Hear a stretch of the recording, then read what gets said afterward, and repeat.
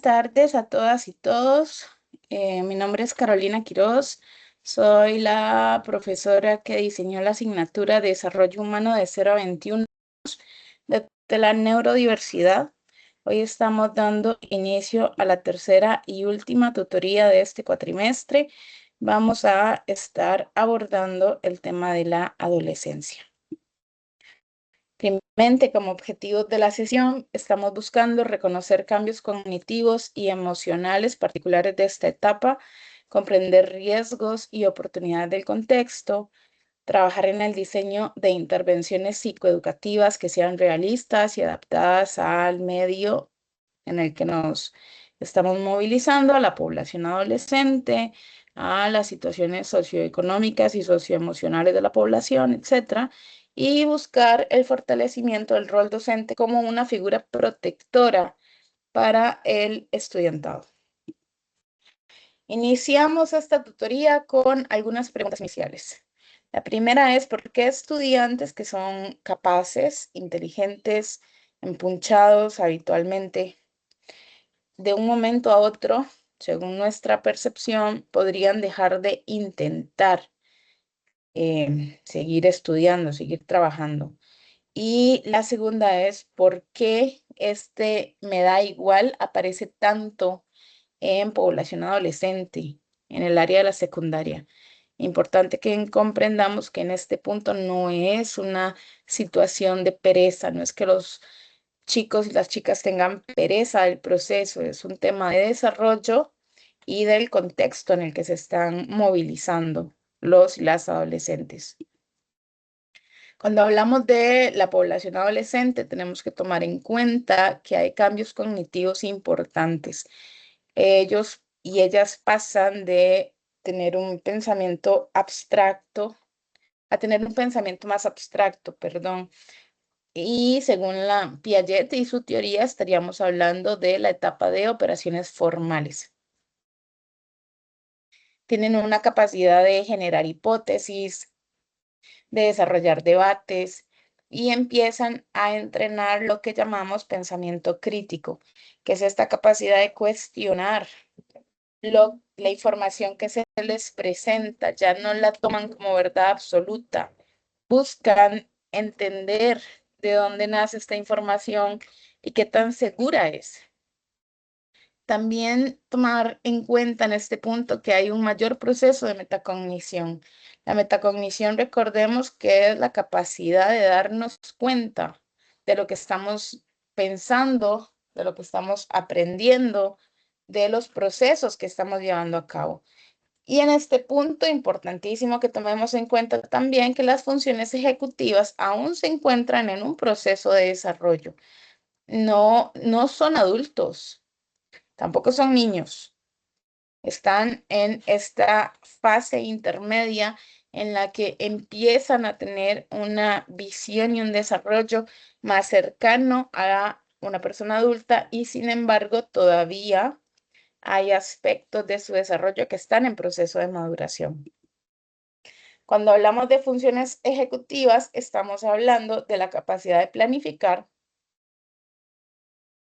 inhibir impulsos, el desarrollo de su memoria de trabajo con un poco más de claridad y el proceso de autorregulación.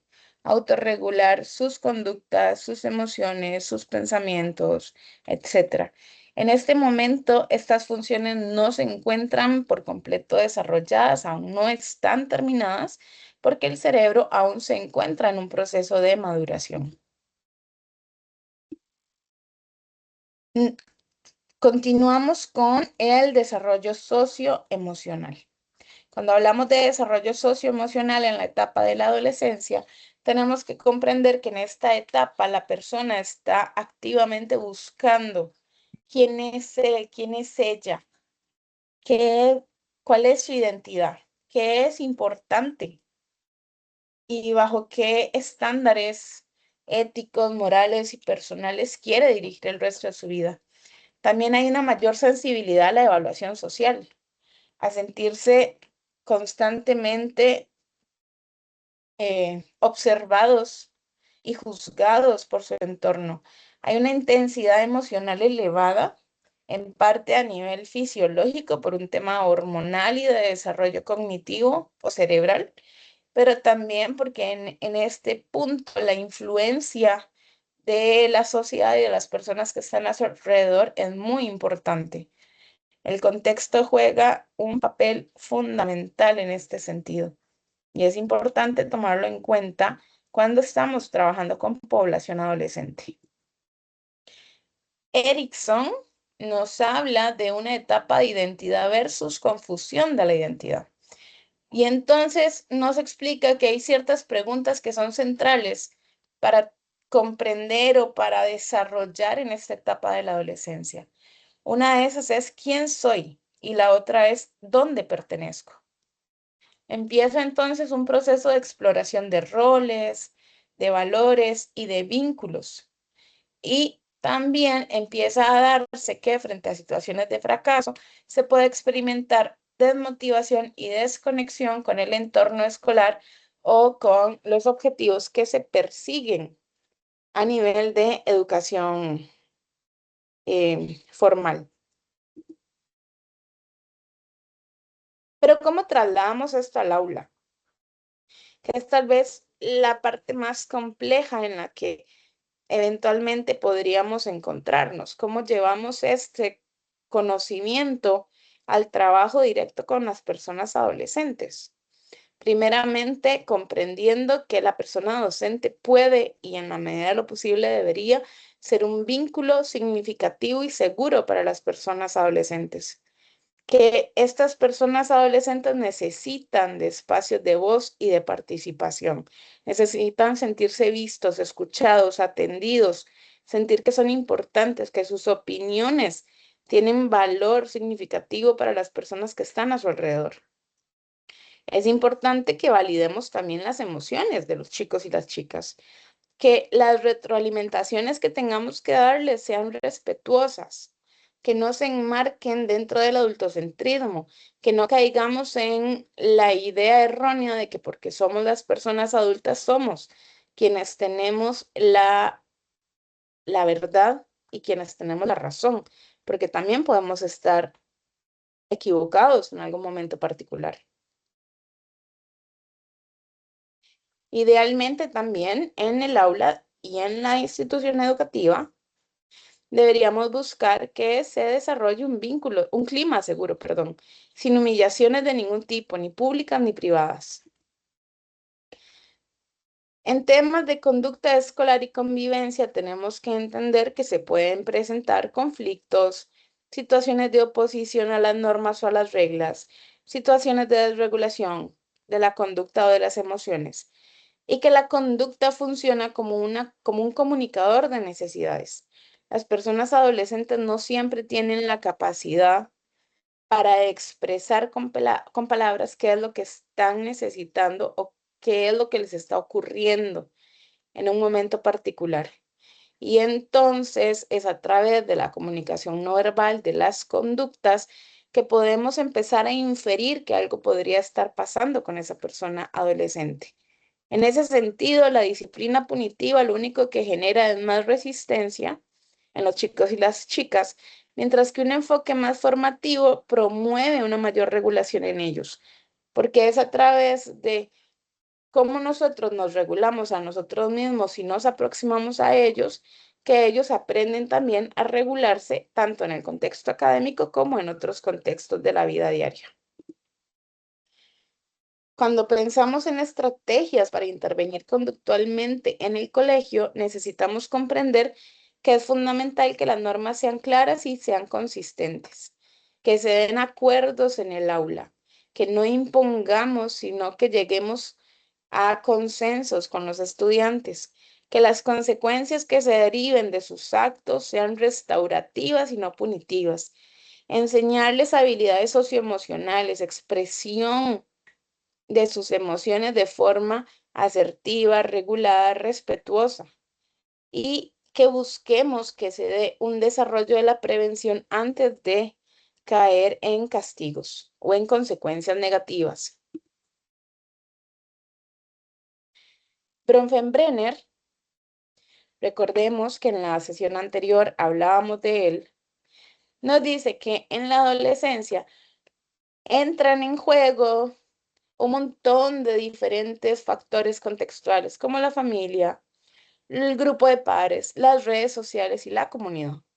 Tal vez hace 10, 15 años, redes sociales, por ejemplo, no era un factor determinante para el desarrollo de la población adolescente. Hoy día es central. ¿Por qué? Porque el estudiantado tiene acceso a las redes sociales, a TikTok, a Facebook, bueno, a Facebook ya no, a Instagram, y se están comunicando por redes que nosotros, a las que no tenemos acceso o que no comprendemos, como Snapchat, como Discord.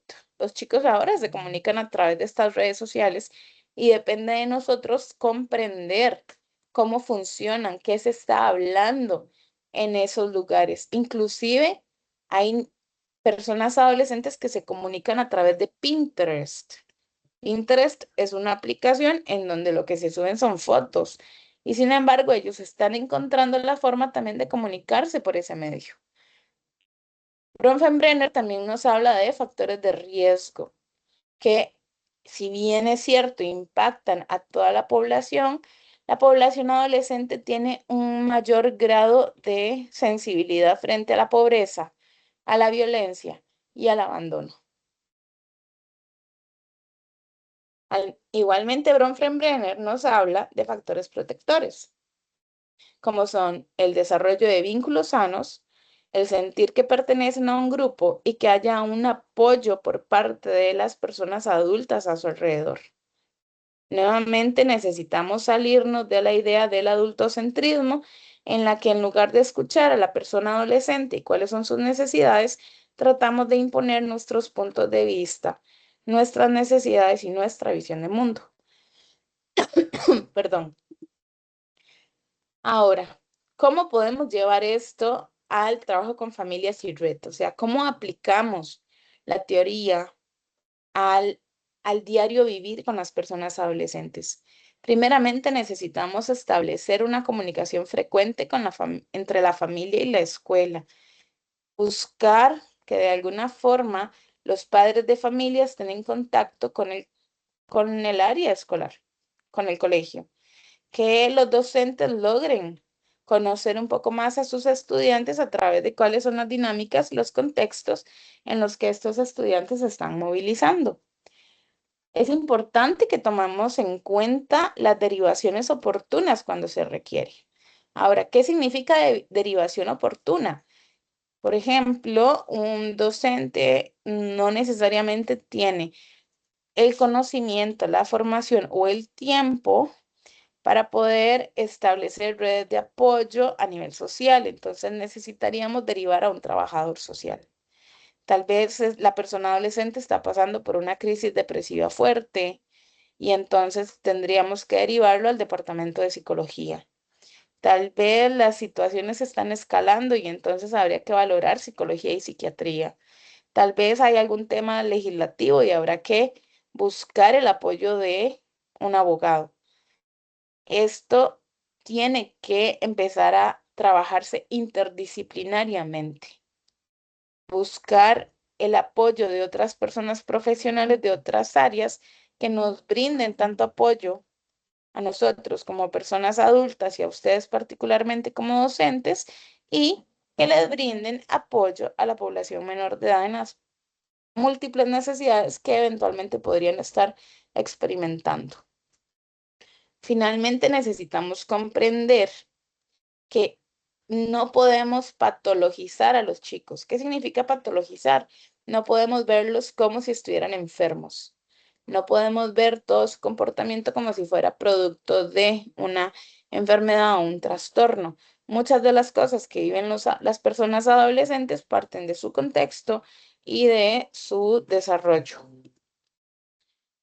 Integración del desarrollo adolescente. Tenemos que comprender que a nivel cognitivo pueden pensar de forma más compleja.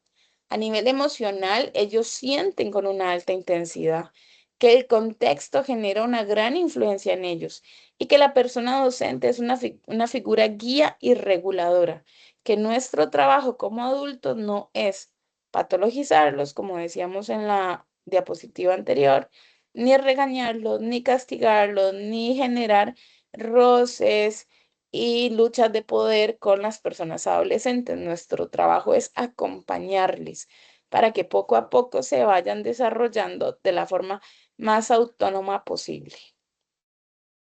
Ahora vamos a pasar a revisar un caso.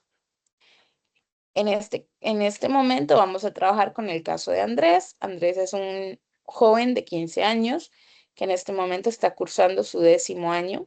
Está presentando bajo rendimiento de forma repentina, no está entregando trabajos, hace un uso excesivo del celular en clases, discute con los docentes y la frase que utiliza con mayor frecuencia es: el cole no sirve para nada.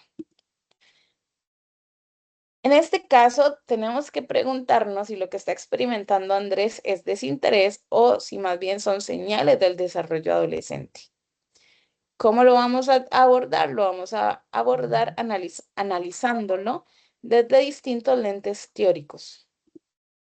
Desde el desarrollo cognitivo podríamos entender que Andrés puede pensar de forma abstracta y crítica, pero que sus funciones ejecutivas aún son inmaduras. Por lo tanto, muestra dificultad para planificar, para organizarse y para priorizar entre las tareas, entre las labores en el hogar, entre las cosas que quiere hacer con sus amigos. Y podría empezar a identificarse en él también una procrastinación frecuente, que en este caso no sería una falta de capacidad. Podría venir de un tema de ansiedad, podría venir de un tema de aburrimiento, podría venir de influencia del contexto. Por lo tanto, hay que identificar de dónde viene esta procrastinación. A nivel cognitivo, algunas intervenciones que podemos empezar a implementar podría ser dividir proyectos en etapas más pequeñas, identificar con él la forma de generar calendarios visibles y poner recordatorios, enseñarle a trabajar con checklist de tareas, que él tenga tutorías breves de seguimiento y enseñarle explícitamente cómo puede organizarse. Ahora, viéndolo desde el desarrollo psicosocial de Erik Erikson, tenemos que tomar en cuenta que él está en la etapa de identidad versus confusión de la identidad, que estamos trabajando con una pregunta central, que es: ¿quién soy y para qué estoy estudiando?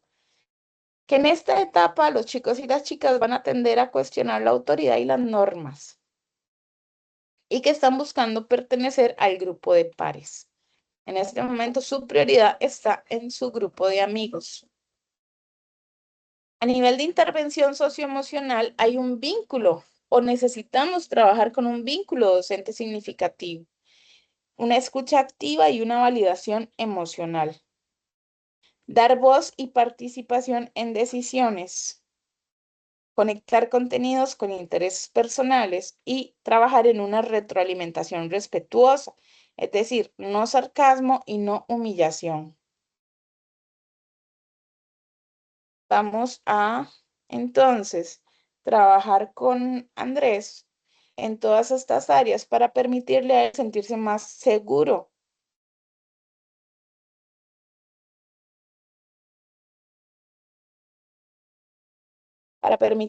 Para sentirse más seguro y para que poco a poco él también vaya sintiéndose más identificado con lo que está haciendo en el ámbito del colegio. Desde conducta y convivencia.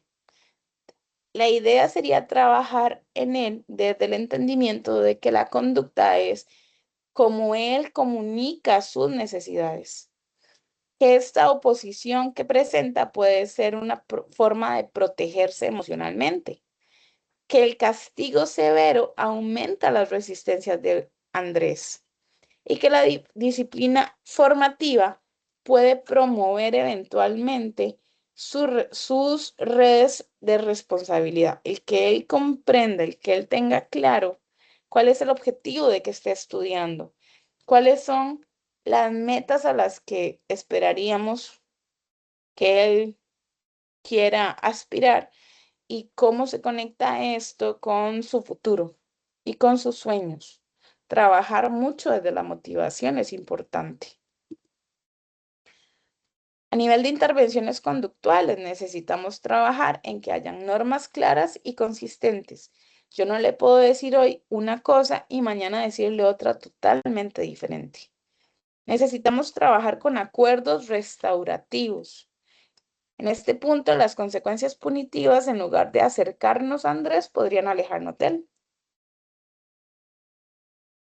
Podemos trabajar en contratos conductuales colaborativos. ¿Qué significa? Que se le va a pedir a él que él también diga con qué está dispuesto a comprometerse.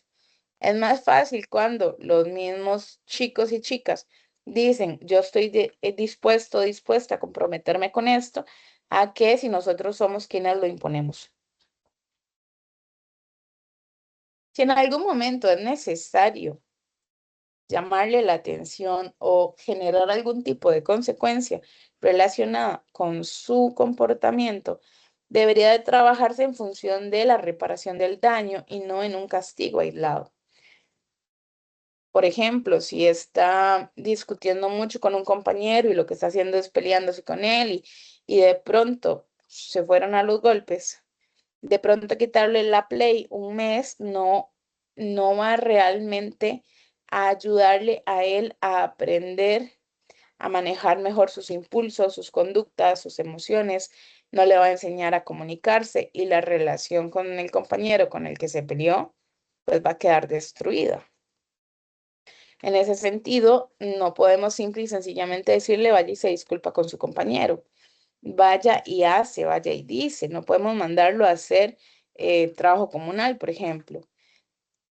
Se trata de qué forma yo le voy a enseñar a Andrés estrategias o habilidades para que regule todas estas conductas y no vuelva a suceder esto.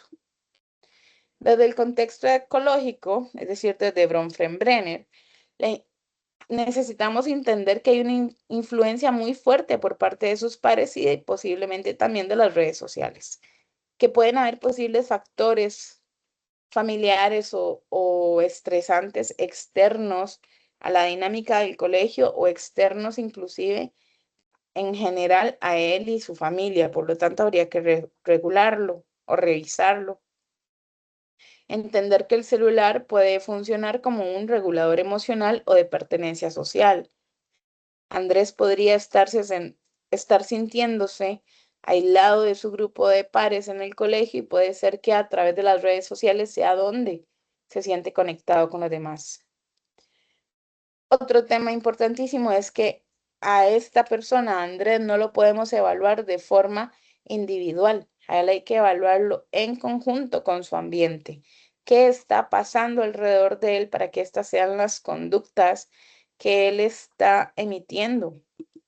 Entonces, cuando hablamos de intervenciones en el contexto, hablamos de una comunicación frecuente con su familia, una coordinación con orientación o psicología, flexibilidad académica temporal si es que hay una situación de crisis que la merite y actividades que fortalezcan su sentido de pertenencia escolar. Ahora, ¿cómo podemos trabajar en la integración del análisis? Podemos entender finalmente que entonces Andrés, a nivel cognitivo, necesita estructura. A nivel emocional, necesita sentir que él pertenece a esto que está haciendo y que esto que está haciendo tiene un sentido más allá de simple y sencillamente pasar un examen o cumplir con una tarea, etcétera. A nivel conductual, necesita límites que sean formativos y no punitivos. En el contexto necesita una red de apoyo. ¿Qué está pasando con su familia? ¿Qué está pasando con sus amigos? ¿Cómo se está sintiendo él en estos medios sociales en los que se mueve? En conclusión, no necesariamente lo que está experimentando Andrés es apatía, puede ser un tema de transición de una etapa a otra, o también puede ser un tema contextual, social, académico. Pero en términos generales podríamos decir que podría ser un tema de transición. de una etapa a otra. Plan docente posible. O sea, ¿qué podríamos hacer entonces en el caso de Andrés? Un ejemplo que sea realista y que de alguna forma conecte de forma adecuada con lo que podríamos encontrarnos eventualmente en un salón de clases en nuestro país. Bueno, una entrevista breve inicial con Andrés para saber qué es lo que está sucediendo con él, cuáles son sus necesidades, establecer metas semanales que sean pequeñas y alcanzables, que los proyectos que se le pidan estén conectados a intereses particulares de él. Por ejemplo, si le gustan mucho los rompecabezas, si le gustan mucho los videojuegos, si le gusta mucho la inteligencia artificial, si le gusta mucho la robótica, ¿qué le gusta a él? Y cómo podemos encauzar los proyectos académicos a través de sus intereses para generar algún nivel de motivación. Darle un seguimiento quincenal, cómo está, cómo se siente, cómo van sus metas, cómo está lográndolo. Comunicación familia-colegio es fundamental. La familia, en la medida de lo posible, hay que buscar que se involucre en todo este proceso. Y necesitamos encontrar estrategias que sean restaurativas ante los conflictos. No podemos simplemente pretender castigar una conducta sin entender qué está sucediendo detrás de esta. Frases docentes que eventualmente podrían ayudar a las personas menores de edad, adolescentes. ¿Cómo puedo apoyarte para organizarte, por ejemplo? Probemos este paso pequeño primero. Tu opinión importa aquí y equivocarse es parte del proceso. Recordemos que como docentes ustedes son soporte, son sostén, son el acompañamiento. Muchas veces el único acompañamiento que tienen las personas menores de edad. En ocasiones ustedes pueden ser esa figura de apego fundamental que evite que chicos y chicas deserten del colegio o que emitan conductas peligrosas, que atenten contra su vida, etc. Conclusión, en este sentido, ya terminando. La adolescencia no es rebeldía gratuita, es una búsqueda de la identidad, una búsqueda de entender quiénes son, por qué están aquí, qué es lo que quieren, hacia dónde van. Más control en este punto genera muchísima más resistencia por parte de ellos, mientras que entre más trabajemos el vínculo, más compromiso podemos generar a largo plazo. En ese sentido, el docente puede y debería, en la medida de lo posible, ser un factor protector clave en la vida de los y las adolescentes. Con esto estaríamos dando por terminadas las tutorías de este primer cuatrimestre de 2026. Para mí ha sido un placer acompañarlas y acompañarlos en todo este proceso formativo. Espero que puedan ver la tutoría en diferido más adelante. Si tienen alguna duda, saben que pueden consultarla a través del foro de dudas. Me hubiera encantado que se conectaran a las tutorías para poder hacer estos análisis de casos de forma muchísimo más enriquecedora, pero no fue posible. Entonces, de momento, muy agradecida con todos y todas ustedes y nos estaremos viendo a través de la plataforma.